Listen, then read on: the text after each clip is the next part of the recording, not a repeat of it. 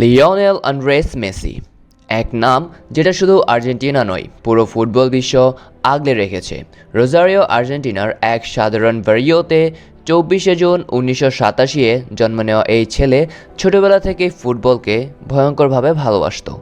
কিন্তু তার জীবন অন্যদের মতো সাধারণ ছিল না। ছোটবেলায় গ্রোথ হরমোন ডেফিসিয়েন্সি রোগে আক্রান্ত হয়েও সে কখনো স্বপ্ন হারায়নি, বরং ছোট চোখে বড় স্বপ্ন দেখেছিল। মেসি যখন 13 বছর বয়সে নিউওয়েলস ওল্ড বয়েজ জো একাডেমিতে খেলছিল, তখন বার্সেলোনা ক্লাবের নজরে পড়ে। চিকিৎসার খরচ এবং ভবিষ্যতের সুযোগ দেখে বার্সা তাকে স্পেনে নিয়ে আসে। সেই ডিসিশনটা ছিল ফুটবল ইতিহাসের সবচেয়ে পরিবর্তনশীল সিদ্ধান্ত। 2004 সালের অক্টোবর মাসে লিওনেল মেসি মাত্র 17 বছর বয়সে বার্সেলোনার প্রথম দলে কম্পিটিটিভ ডেবিউট করে। এটা হলো সেই মুহূর্ত যেখান থেকে এক কিংবদন্তির যাত্রা শুরু হয়। মেসির বার্সেলোনার ক্যারিয়ারটা ধীরে ধীরে রাইজ করে। 2008 থেকে 2009 মৌসুমে তিনি বার্সেলোনাকে প্রথম হিস্টোরিক ট্রেভেল, লা লিগা, কোপা ডেল রে আর চ্যাম্পিয়ন্স লিগ জেতাতে সাহায্য করে। পরের কয়েক মৌসুমব্যাপী মেসি একটি বিশ্বব্যাপী নাম হয়ে ওঠে, আর 2011-12 মৌসুমে এমন একটা সিজন করে যা ইতিহাস রয়ে যায়।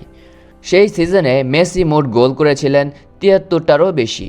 মেসি শুধু গোলই করেননি, তার প্লেমেকিং ও অ্যাসিস্টের দক্ষতা ফুটবলকে রিডিফাইন করেছে। বার্সেলোনার হয়ে তার সময়টা ছিল অদ্ভুত ডমিনেন্ট। তিনি লা লিগাতে 474টি গোল করেছেন, যেটা লা লিগার সবচেয়ে বেশি গোল স্কোরের একটি রেকর্ড, এবং যেই কারণে তিনি স্প্যানিশ লিগের অল টাইম টপ স্কোরার একজন প্লেয়ার। তার বার্সার জন্য ক্যারিয়ার গোলস ছিল প্রায় 672টি, এবং ক্লাব ইতিহাসের এটি সর্বোচ্চ গোল। বার্সেলোনাতে কাটানো 17 বছর ছিল মেসি জীবনের সবচেয়ে গোল্ডেন এরা। বার্সেলোনার ক্যাপ্টেন হিসেবেও তিনি দলের নেতৃত্ব দিয়েছিলেন এবং সেখানে জিতেছেন 10টি লা লিগা, 4টি ইউএফা চ্যাম্পিয়ন্স লিগ, একাধিক কোপা ডেল রে এবং ক্লাব ওয়ার্ল্ড কাপ শিরোপা। 2012 সালে বার্সেলোনার অর্থনৈতিক সমস্যার কারণে মেসি ক্লাব ছাড়ে। এরপর তিনি প্যারিস সেন্ট জার্মানে পিএসজিতে 2 বছর কাটান, যেখানে তিনি 2বার লিগ 1 শিরোপা জিতেছিলেন। 2023 সালে লিওনেল মেসি মেজর লিগ সকারে ইন্টার মায়ামি সিএফে যোগ দেন।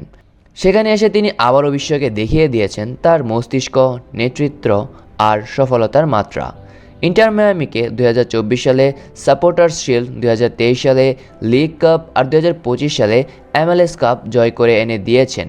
সেই সঙ্গে back to back MLS MVP পুরস্কারও জিতেছেন লিওনেল মেসি, যা MLS ইতিহাসেও বিরল একটি ঘটনা। মেসির ইন্টারন্যাশনাল যাত্রাও আলাদা গর্বের। আর্জেন্টিনার হয়ে তিনি বয়স ভারী করে দিয়েছিলেন ইউথ লেভেলে, যেখানে 2005 সালে ফিফা ওয়ার্ল্ড ইয়ুথ চ্যাম্পিয়নশিপ জেতেন এবং 2008 বেইজিং অলিম্পিকে অলিম্পিক গোল্ড মেডেল জয় করেন। সিনিয়র ন্যাশনাল টিমতে মেসির ক্যারিয়ার শুরু হয় 2005-এ। প্রথম অনুচ্ছেদে কোপা আমেরিকা আর ওয়ার্ল্ড কাপের ফাইনালগুলো হারতে হয়। তবে লিওনেল মেসির সবচেয়ে বড় অ্যাচিভমেন্ট আসে 2022 ফিফা ওয়ার্ল্ড কাপে, যেখানে মেসি আর্জেন্টিনাকে ইতিহাসের মঞ্চে আবার দাঁড় করায়। সেই ওয়ার্ল্ড কাপে তিনি একাধিক গোল করেন এবং ফাইনাল ম্যাচে টোটাল 3টি গোল করেন, এবং যার ফলে গোল্ডেন বল অ্যাওয়ার্ডও পান টুর্নামেন্টের MVP হিসেবে। এটা তার ফুটবল লেগেসিতে ক্রাউন জুল।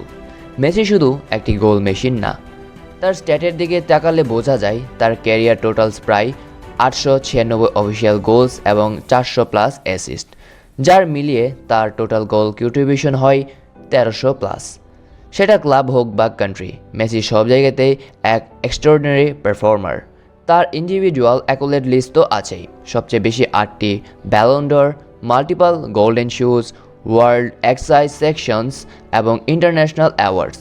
সব মিলিয়ে তিনি ফুটবল ইতিহাসের সবচেয়ে ডেকোরেটেড প্লেয়ার। আজ মেসি বিশ্বের এক জীবন্ত লেজেন্ড। রোজারিওর এক ছোট্ট ছেলে যে ফুটবলকে ভালোবেসেছিল, সেই ভালোবাসা আর কঠোর পরিশ্রম তাকে গ্লোবাল ফুটবল হিস্টোরিতে প্রথম সারির জায়গায় বসিয়েছে।